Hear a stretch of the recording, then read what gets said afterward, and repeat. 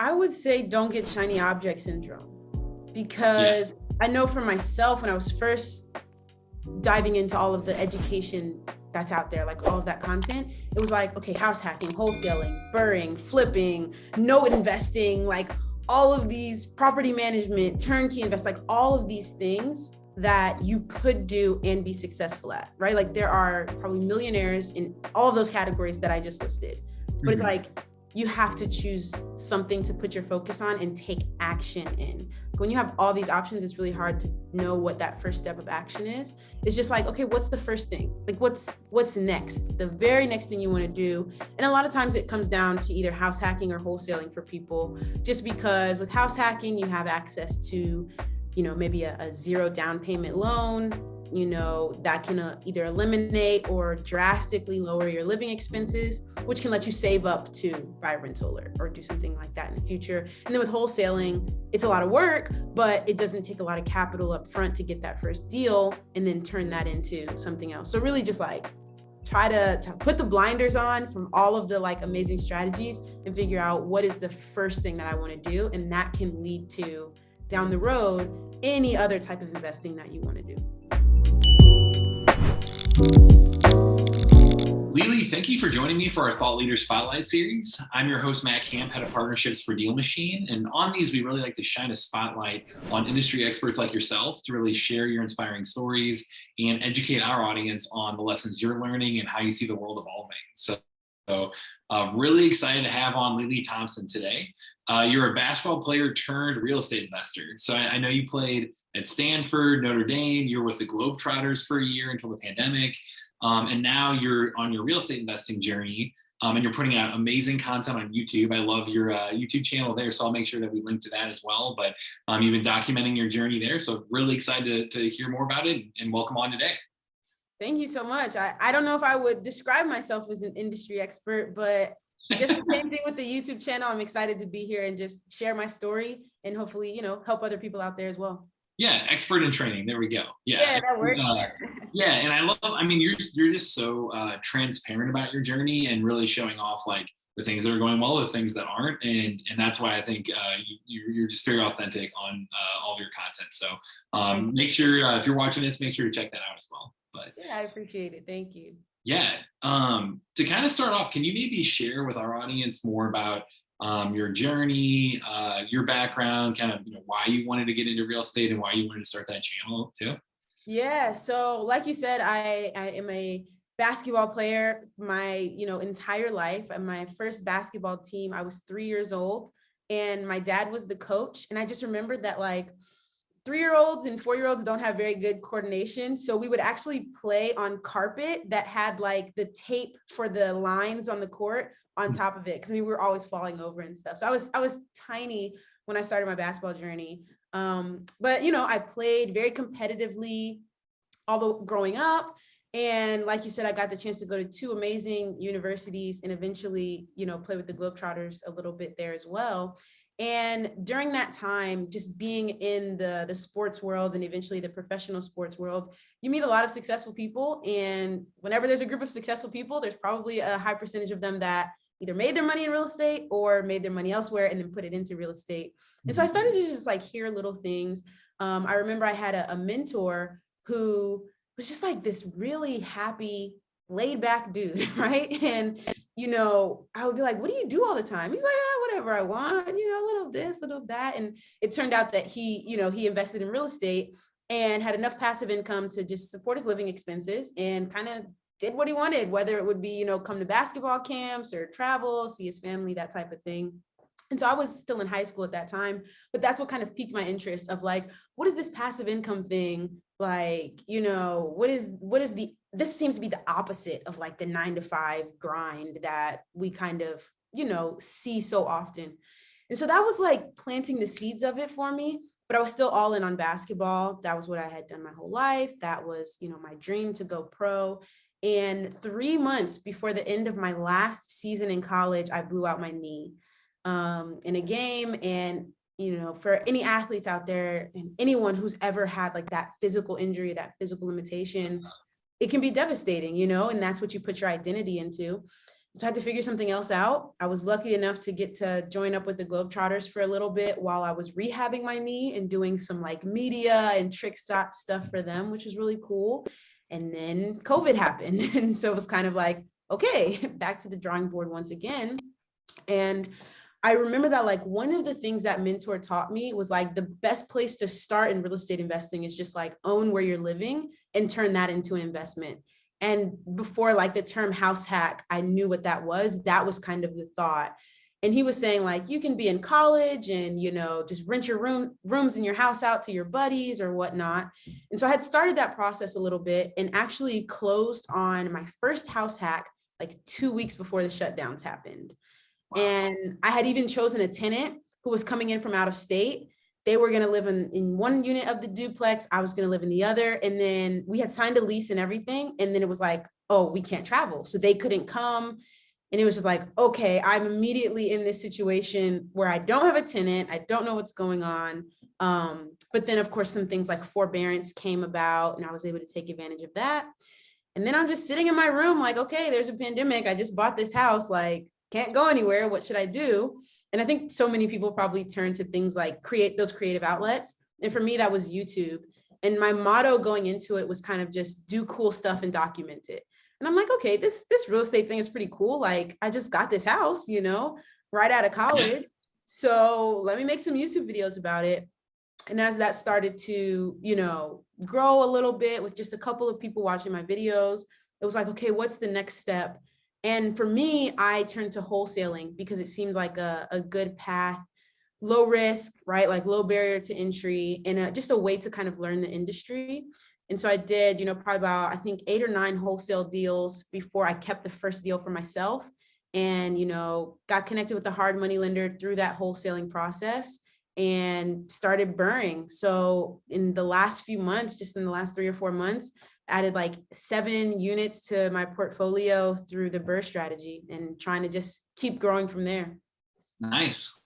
Love it. Yeah. I have a 4-year-old, almost 5-year-old too. He likes basketball, but it might be a little bit late for the carpet tip. I should have known that a while ago. We use that for sure. Yeah. If he's already on the hardwood, you just get the Band-Aids ready, right? Exactly. Nice. Do you think your background as an athlete, do you think that's prepared you at all for becoming a real estate investor? Like, do you see lessons you learned from your days playing that really transition over like this? I do. I think it's really mindset, you know, and one of the big things is just like being self-motivated and like kind of being that self-starter of, you know, it's not easy to play sports, you know, really at any level or for any extended amount of time. You kind of have to have like that inner drive. And I think I get that same thing when I'm like, okay, how am I going to get this next deal? How am I going to get this crazy rehab done? You know, it kind of feels the same way sometimes. Yep. Yeah, I completely agree. Yeah, I think that you see a lot of athletes go into any kind of like sales or marketing field. Real estate's another one, like feels like that where it's a lot of kind of self-driven, self-motivators that thrive in those areas for sure. Yeah. So, I remember I heard a quote one time. I think it might've been Elon Musk. And somebody asked him like, what advice do you have for entrepreneurs that, you know, need some motivation, you know, that need like some tips to get them going? And he was just like, you're not an entrepreneur if you need me to motivate you. Like, you know, it's kind of like, if you're not motivated yourself, and I'm sure anybody who's listening to this, like you're doing this instead of watching Netflix. So there's already a level of motivation, you know, that it's just like, you kind of have to have when you're trying to, you know, achieve financial freedom for yourself. Yeah, that drive comes within for sure. Yeah. How has the journey so far compared to what you expected? Like, were you going into this, were you kind of hesitant or afraid to make that jump at all? Or like, how were you, what was your mindset at the time too?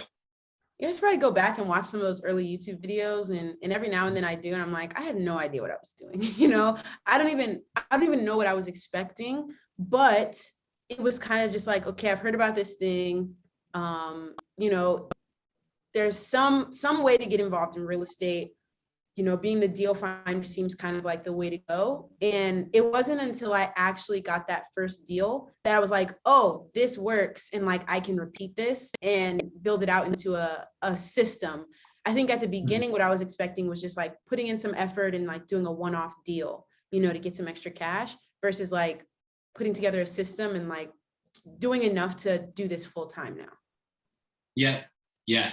It seems like you've kind of, transitioned into that with where you said we're doing the wholesale deals. Now you're thinking rentals, you're scaling up your portfolio there. So I'll ask you a question down the road on how to do that transition well. But looking back at when you first started again, would you say, are you glad you did it? Like, do you have any advice on people looking to make that jump themselves?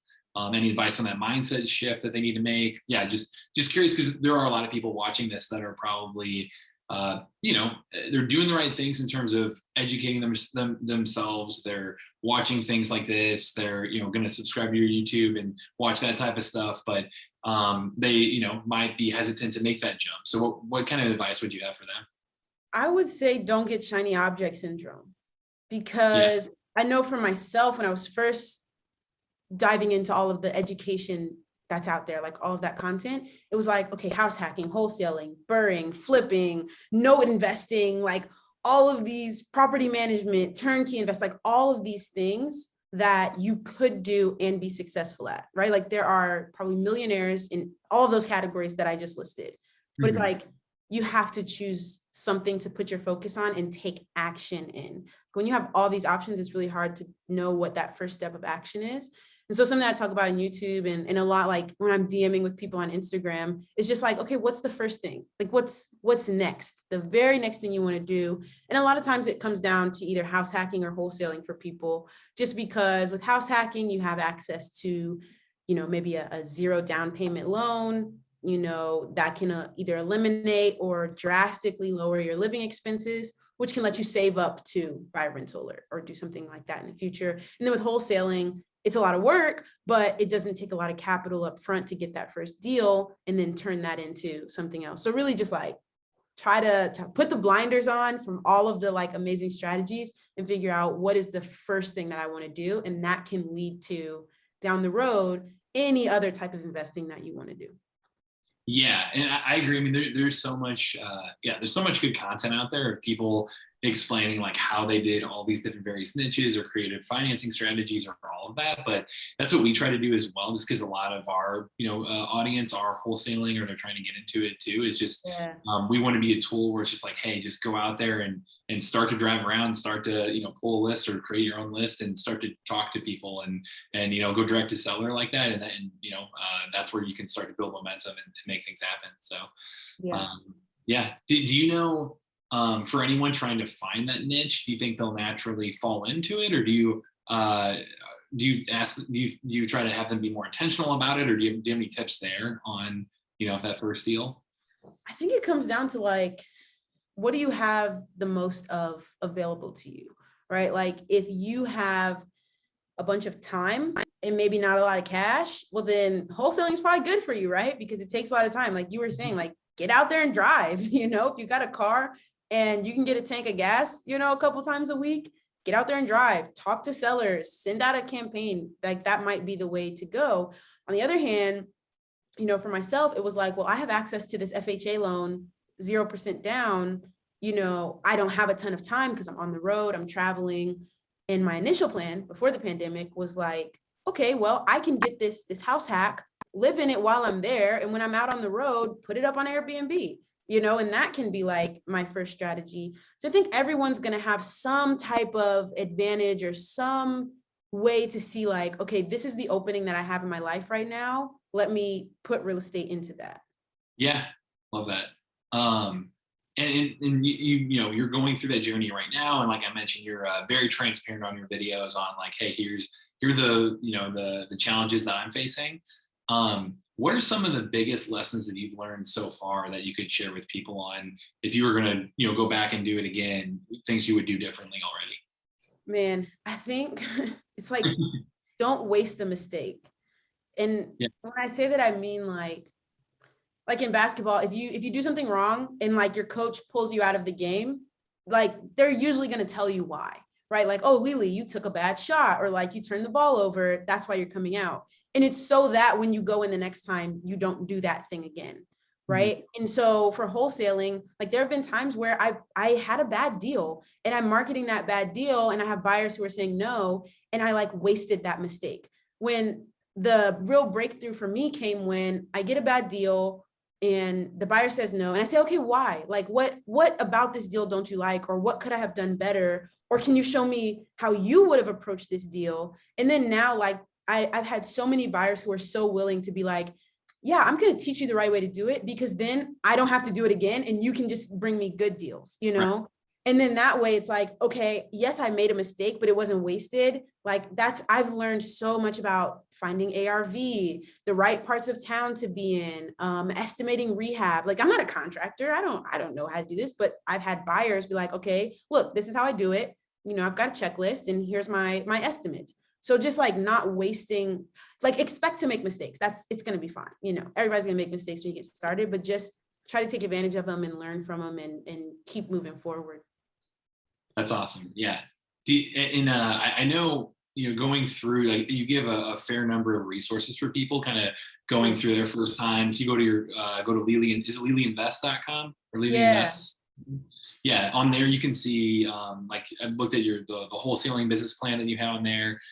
Super simple and easy, you know, free resource there. Within that, I saw you had a section on strengths and weaknesses, which I thought that was super interesting. Can you tell me more on why you included that, and then like what you think your strengths and weaknesses are and how you kind of, you know, play to those as well? Yeah, I think, you know, as we're talking about this more, it's like more and more, it just comes back to that kind of athlete background. And it's like, you know, lean towards your strengths, but improve your weaknesses. And I think that there are so many ways to get, let's say if the audience is looking to wholesale, right? There's so many ways to market and find motivated sellers, that it's like, what is your strength? For me, I will drive around all day long. Like I will drive around and I will put together a longer and better driving for dollars list than anybody out there. But my weakness is cold calling. Like I'm just not very good at it. Like my palms start sweating and like, you know, I'm stumbling over my words. Yeah. And so I think it's like finding that balance between, okay, I'm really going to push towards my strengths, but I also want to be aware of what my weaknesses are so that I can improve them or even outsource them, which is like something that I've done now. Is I have another local wholesaler that I work with where I drive around and I put together the list and then he calls it, you know, so it's kind of just like being aware so you can fit that into how your business works. Awesome. Yeah. Is that how you're finding most of your deals right now? Is it through driving, or can you break us down like your kind of deal finding strategy currently? Yeah. So I started out just like to put it frankly, lowballing on market properties, like things that were sitting on the market for a long time that were distressed, just like lowballing them and getting them under contract and letting the agent know, hey, I'm just going to shop this around with, you know, my network and let you know if we can close on it, you know, during our due diligence period. It might be, you know, 5 or 10 days or something like that. So on market was a really good place for me to start because you can make as many of those offers as you want to, you know, without spending any money.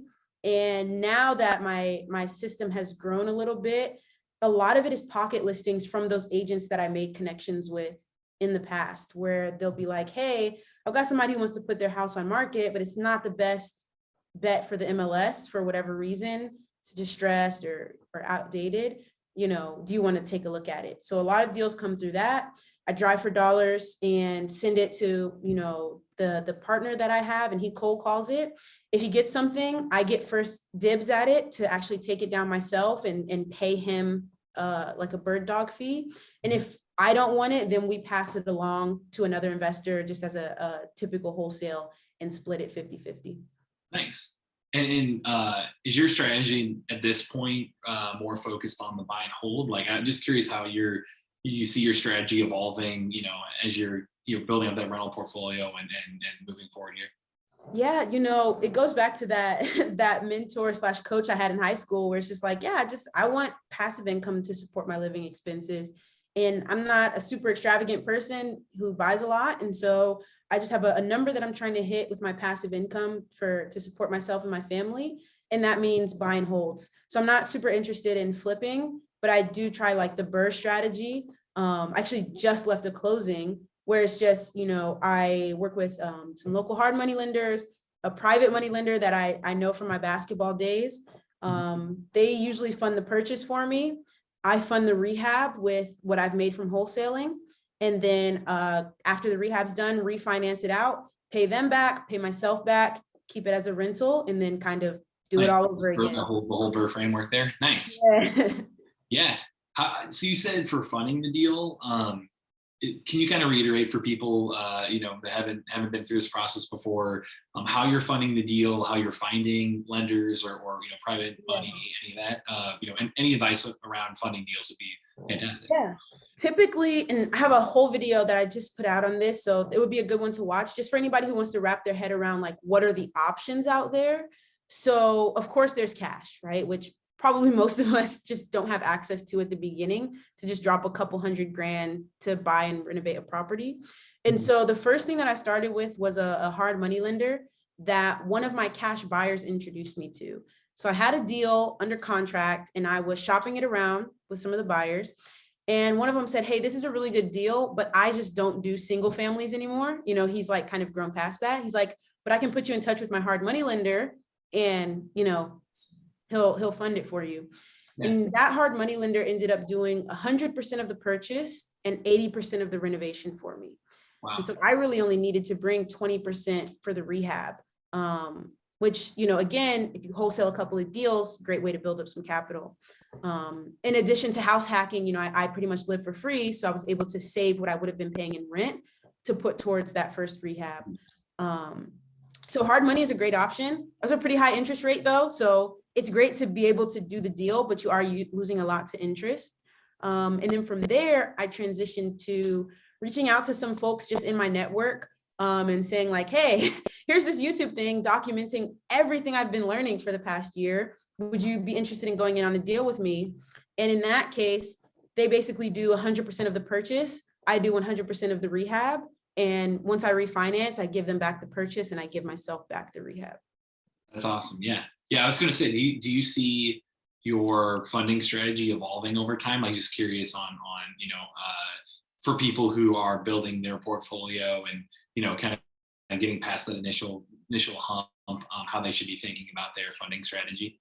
Yeah, I think something that I'm looking into right now are like loans that are specifically meant for burring. And so it's kind of just like, it's an initial loan, again, usually 100% purchase, 80% rehab. And it just has that interest only period for the first 6 months. And then it automatically turns to like a 25-year amortization. And, I do the refi at that point and after the rehab is done. So kind of looking into some commercial options just because it's usually lower interest rate than you're going to get from a hard money lender or even a private money lender. Right. Okay. Yeah. Yeah, this has been great. I don't want to keep you too long. I know, again, everything you're putting out on YouTube is fantastic stuff, especially for anybody going through this for the very first time. Like, I think you kind of showed just a very transparent journey of, how to learn how to do this period and any mistake you make along the way, like learning from that, like you said, and not wasting mistakes. So, do you have any other kind of parting advice or anything else that you are asked often from newbies that you'd want to share with our audience too? I would just say, like, if you're watching this, like, if you have that itch to get into real estate, like, you owe it to yourself to at least try, figure out how to do it, with a reasonable amount of risk that you can manage, whether it be a couple $100 with DealMachine for a campaign, to start talking to some motivated sellers. Like, if you can risk just a couple $100 to get into it, you owe yourself to like at least try and not have to look back and say, oh, I was going to do that, but I never actually just went for it. So I just encourage people to give it a shot. And of course you can connect with me on YouTube, connect with me on Instagram. It's all Lili Invests. And yeah, I would just love to connect with any beginners. And like I say in the videos, just continue to bring you guys on my journey and hopefully be a part of anyone else's. Awesome. Yeah. Thanks for the time again today, Lili. And again, to connect with Lili directly, just go to liliinvest.com there. But thanks again. I really enjoyed the conversation. Thanks so much. Appreciate it. To everyone watching, this is Matt Camp with DealMachine, and happy deal finding.